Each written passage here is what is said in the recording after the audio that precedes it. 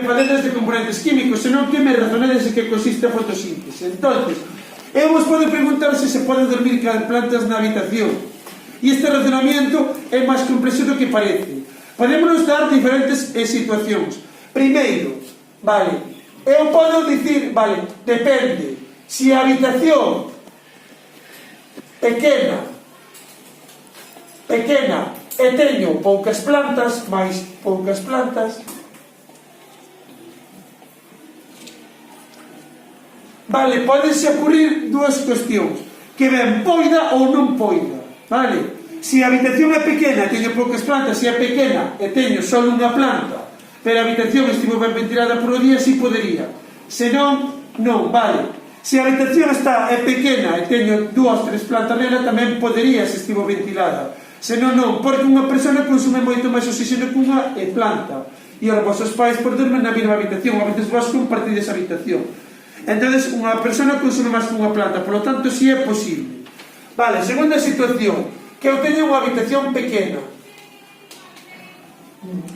Vale, vale, que teña moitas plantas.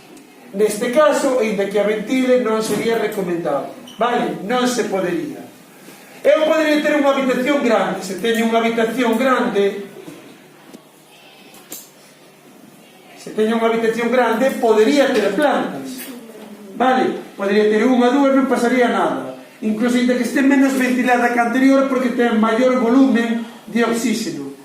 Entón sí que se podería. Vale, hasta aquí está claro. Claro, a cuestión se nos presenta con que a cousa non é tan sinxela como parece. Nos libros sempre se nos di que non se pode dormir con plantas, ben vistes que sí que se pode.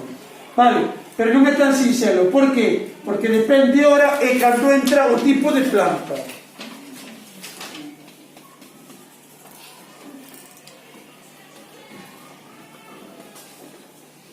Se eu teño na habitación un tipo de planta típica de Galicia, vale, pois unha planta típica de Galicia ou 2 non me faría moito mal se a habitación é grande e está ventilada. Pero resulta que se a planta é tropical, sí que me faría daño, vale? Porque as plantas tropicais, igual que producen moito oxígeno de día, que pasa de noite? Consumen moito oxígeno. Entón consume máis oxígeno unha planta tropical que unha planta de aquí. Por lo tanto, as plantas tropicales, tendo menos plantas, podían provocarme problemas, vale? Isto é moi importante telo en conta. E temos as plantas carnívoras que consumen menos oxígeno.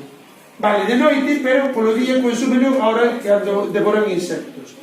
A parte dos tipos de plantas, eu me podo dar unha situación, vale, que eu podo ter, depende tamén das ventás.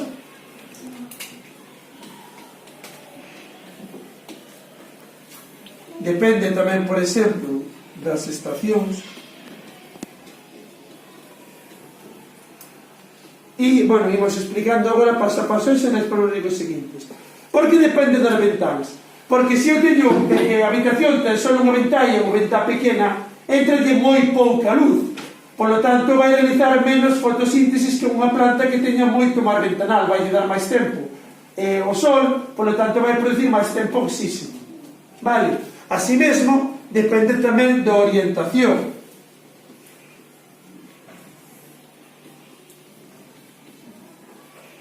Unha ventá que está orientada ao leste, cara ao nace sol ou cara ao sur, vale, van a ter a mesma luz, vale, pero vai ter moito máis calor a que este orientada cara ao sur que a que este orientada cara ao norte. Entón, unha planta que este orientada cara ao norte vai consumir moitísimo e vai producir menos oxígeno que unha persona que este cara ao sur, perdón, que unha planta. As estacións, atendede, as estacións, unha planta produce o mesmo oxígeno no verán que no inverno. Non, porque no verán hai que no verán hai máis horas de luz e hai menos horas de noite. E no inverno pasa ao revés.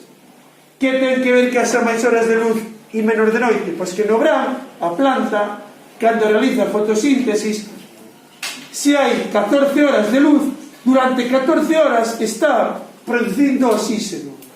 Vale, e durante 10 horas consume oxígeno. Pero no inverno, en vez de producir a luz durante 14 horas, a mellor só a produce durante 6 horas. E durante as 18 restantes está consumindo oxígeno. Polo tanto, dentro da mesma habitación, cos mesmos metros cuadrados, que as mesmas ventás, a mesma planta vai producir máis oxígeno no verán que no inverno. Polo tanto, vai estar máis cargada de dióxido de carbono esa habitación no inverno, porque a planta produce menos. Entonces, dependendo do número de plantas e da estación do ano, pois tamén nos vai influir. Vale, temos en claro todas estas situacións. Tamén nos poden influir máis. A lúa tamén influye na cantidad de oxígeno que produce.